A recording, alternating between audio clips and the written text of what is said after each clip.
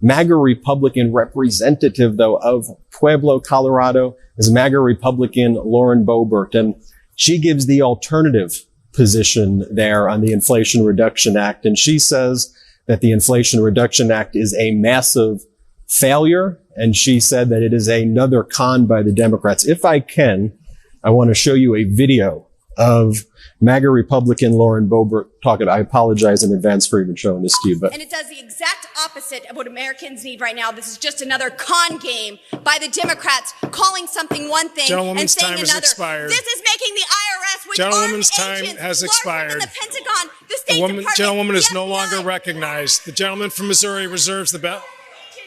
Mr. Speaker. How much time do you need? The gentlewoman is no longer recognized. I'm sorry. No, that's okay.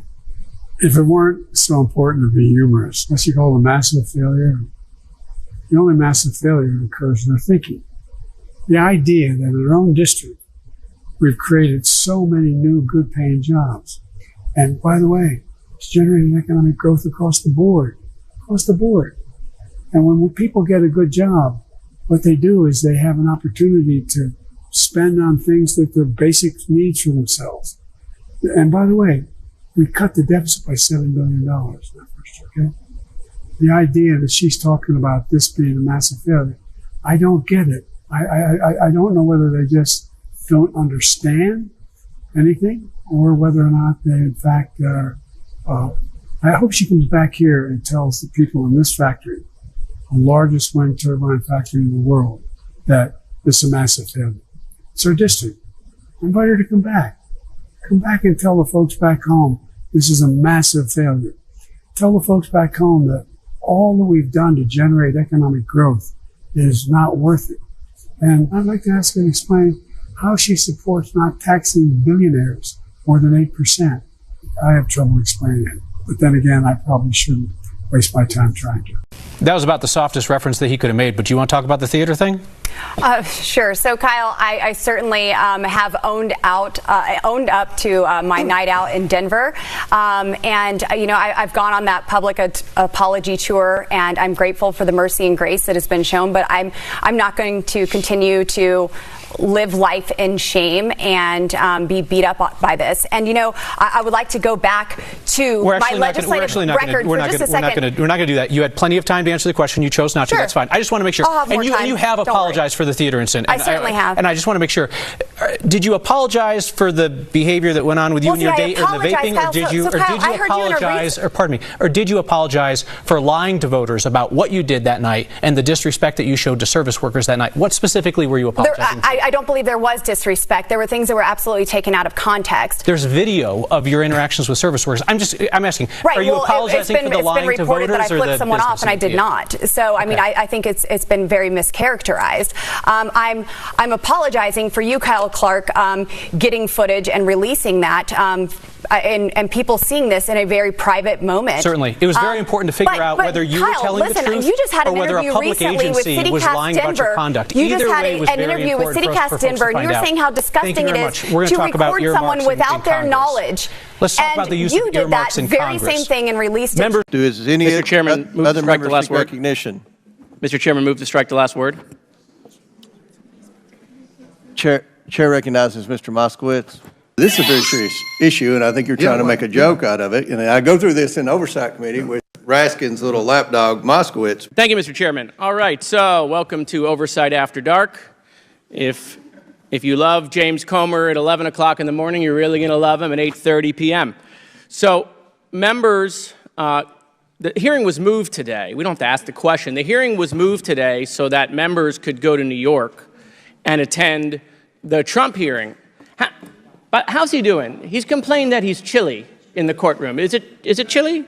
Is it chilly? Will the gentleman yield? No, I'll assume it's He's chilly. He's doing very good. Okay, good. What's it going to take to get you comfortable to ask your friend Chairman Jordan sitting next to you when we're going to schedule impeachment? So we'll do it again. Ready? How about June, July, September? Does the gentleman know how many spare Biden masks there are available in D.C.? I don't, but there's a lot on Etsy.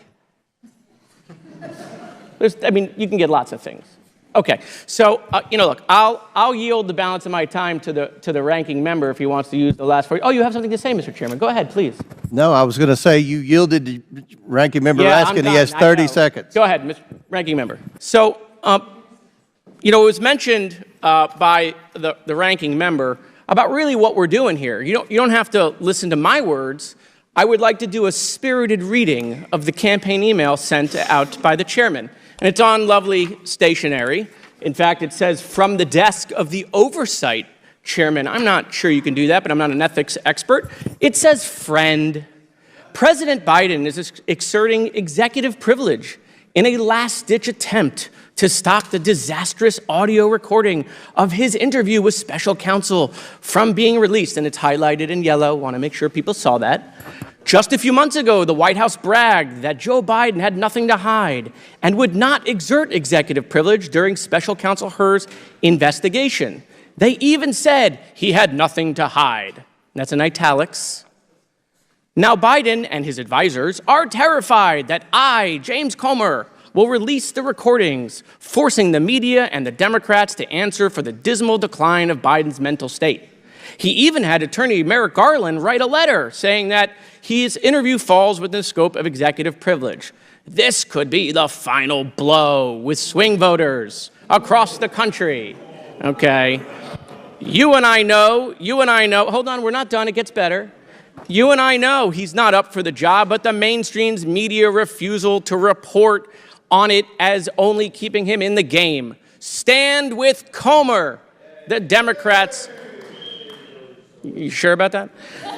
The Democrats are pulling out all the stops to stop the bleeding. That means coming after me with everything they had. If you're able, we hope you are, I'd be so grateful if you'd consider making a donation to my campaign. I sure need it to defend against the onslaught of attacks. Thank you for everything. James Comer, chairman of the House Oversight Committee. John Pedora. I'm sitting in the very same seat that Lauren Boebert got kicked out of. The same way she got kicked out of Colorado's 3rd Congressional District. Now she's picked up her bags and fled to eastern Colorado to run in the 4th Congressional District. That's a race I've been running since May of 2023. Boebert's an opportunistic carpetbagger, and we deserve real leadership here in Colorado's 4th. Please, if you can, chip in $5, $10 today to make sure that we have the resources we need to win this race. 1990. We don't need to start finger painting on the Constitution with this silly election year proposal. But it's also in our interests because, as my colleagues have said, this is a land that is built on immigration, except for the Native Americans who are already here and the people who were brought over as slaves. All of us are the descendants of immigrants to this country. Tom Paine said when he got to America, in 1774, 2 years before the Revolution, he said, this land, if it lives up to its principles, will become an asylum to humanity. Not an insane asylum, mind you. An asylum to humanity, a place of refuge for people seeking freedom from religious, political, and economic oppression. That's who we are. And every day I have in my office people from the hotel industry, people from the construction industry, people from the restaurant industry saying, we've got huge labor shortages. We need people in America. So I'm for a whole lot more lawful immigration to America, less unlawful immigration to America, like the deal that was worked out in the Senate that was rejected by the Republicans, and a lot less demagoguery about who we are as a country, because the census and reapportionment provisions in the 14th Amendment tell it all. This is a country that's for everybody, seeking opportunity and hope, willing to follow the law and follow our Constitution. With that, I will yield to the gentlelady from New York. So you could see that some of that brand new, some of that's been kind of happening over the last few weeks and months, but Boebert is flipping out, tantruming and yelling about, all because she is being crushed by Democrats, by the media, and even by people who aren't technically, in the game yet, but running to challenge her. And you saw that hilarious clip, right? That is the exact seat that Boebert was sitting in. You know what I'm talking about. Where she was, I guess you could say, juicing someone's beetle. You know what I mean?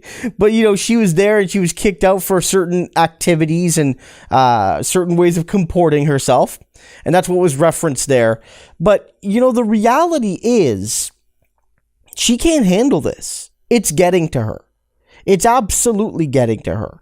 And it's getting to her much like the collapse in her personal life in many ways is. She continues to judge people saying, all the Democrats believe in crime-ridden this and crime-ridden that. Well, I don't want to drag her family into it too much, but just look at what's happening with one of her children and what's been alleged, his activities. The reality is, Lauren Boebert is not built for this. She's not. She's evil like a lot of the other Republicans, but she's just not built for this, and that's why she's screaming into a puddle.